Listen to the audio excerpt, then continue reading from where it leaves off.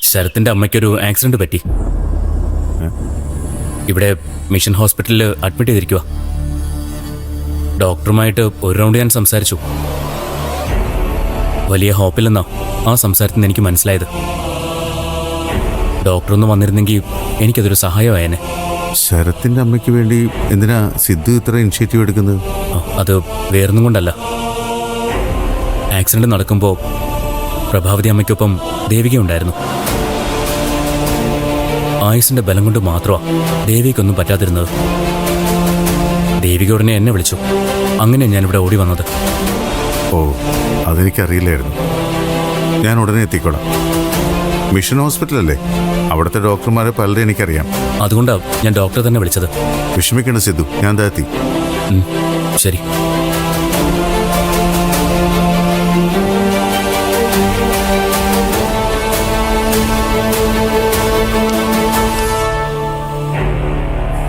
നിങ്ങൾ രണ്ടുപേരുടെ എങ്ങോട്ടാ പോയത്? അതെന്തിനാ ശരത്ത് അറിയുന്നത്? പിന്നെ അറിയണ്ടേ? അങ്ങനെ പോയതുണ്ടല്ലേ എന്റെ അമ്മയ്ക്ക് ഗതി വന്നു. അങ്ങനെ പോയതുകൊണ്ടല്ല, കാറ് വന്ന് ഇടിച്ചതുകൊണ്ടാ അമ്മ ഇവിടെ എത്തിയത്. നീ എന്തിനാ അമ്മയെ മുറി പൂട്ടിയിട്ടത്? അതെന്താണെന്നറിയോ ദേവികെ? ഞാൻ നിന്നോട് ചോദിച്ചില്ല, ശരത്തിനോടാ ചോദിച്ച. ഇടയ്ക്കേറി സംസാരിക്കാൻ വരണ്ട. എന്റെ ഏട്ടൻ ശ്രാവൺ മരിച്ചതിന് ശേഷം. ശ്രാവൺ മരിച്ചതിന് ശേഷം? മരിച്ചതോ അതോ കൊന്നതോ?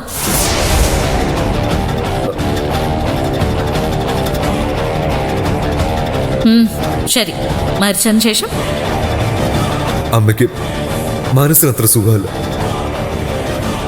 ട്രീറ്റ്മെന്റിലായിരുന്നു. ശരിക്കും മാറി വന്ന അസുഖം. തലേന്ന് പെട്ടെന്ന് വീണ്ടും അത് കയറി തലപൊക്കി. അസുഖം വന്ന അമ്മ വയലന്റ്, ആത്മഹത്യ ടെൻഡൻസി ഉണ്ട്. അത് ഒഴിവാക്കാനാ മുറി പൂട്ടിയിട്ട്. എന്നിട്ട് ഈ വിവരം ഞങ്ങളോട് എന്താ പറയാതിരുന്നത്? പറഞ്ഞില്ല. സ്വന്തം അമ്മയ്ക്ക് ഭ്രാന്താണെന്ന് ഏതെങ്കിലും മകന് പറയാൻ പറ്റും? നല്ല നാടകം. എവിടുന്ന് കിട്ടി ഈ കള്ളക്കഥ? കള്ളക്കഥയൊന്നുമല്ല, ഇതാ സത്യം. എന്നിട്ട് അമ്മ അങ്ങനെയല്ലല്ലോ എന്നോട് പറഞ്ഞത്. അമ്മ പലതും പറയും, പല നടക്കാത്ത കാര്യങ്ങൾ. എന്തായാലും പറയാ ആ രോഗത്തിന്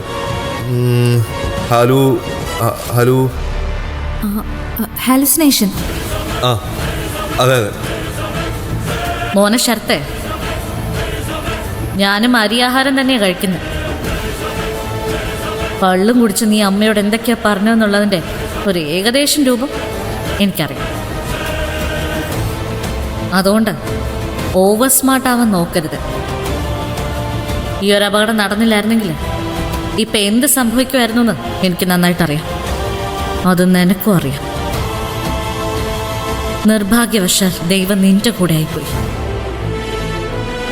അതുകൊണ്ട് ഈ ചോദ്യങ്ങളും കുറ്റപ്പെടുത്തലും അതൊന്നും വേണ്ട. എത്ര കണ്ടും മിണ്ടാതിരിക്കുന്നോ അത്ര കണ്ട് നിനക്കാ നല്ലത്. ഇതുപോലുള്ള പാഷാണത്തെ കൃമികളെ ഒരുപാട് കാണും ചുറ്റും. അവർ പറയുന്ന കേട്ട് തുള്ളരുത്. മുകളിലേക്ക് ചാടി തിരിച്ചു വരുമ്പോഴേ നിലത്ത് കുത്താൻ ചിലപ്പോൾ നിനക്ക് കാലുണ്ടായിന്ന് വരില്ല.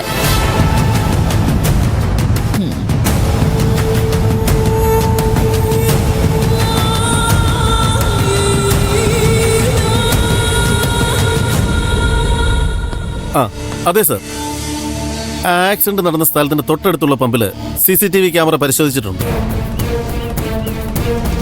ഇടിച്ച കാറിന്റെ ഡീറ്റെയിൽസ് അതിൽ നിന്ന് കിട്ടിയിട്ടുണ്ട് സർ. ശരി സർ, പ്രൊസീഡ് ചെയ്യാം സർ. ഇല്ല സർ, അപ്ഡേറ്റ് ചെയ്തേക്കാം. ശരി സർ.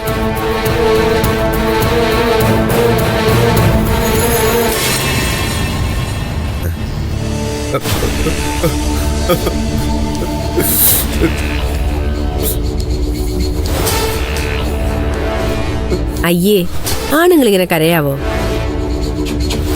എൻ്റെ അമ്മയല്ല തങ്കച്ചി. സഹിക്കാൻ പറ്റൂ? അമ്മയ്ക്ക് എന്തെങ്കിലും പറ്റിയ പിന്നെ ഞാൻ അനാഥനായി.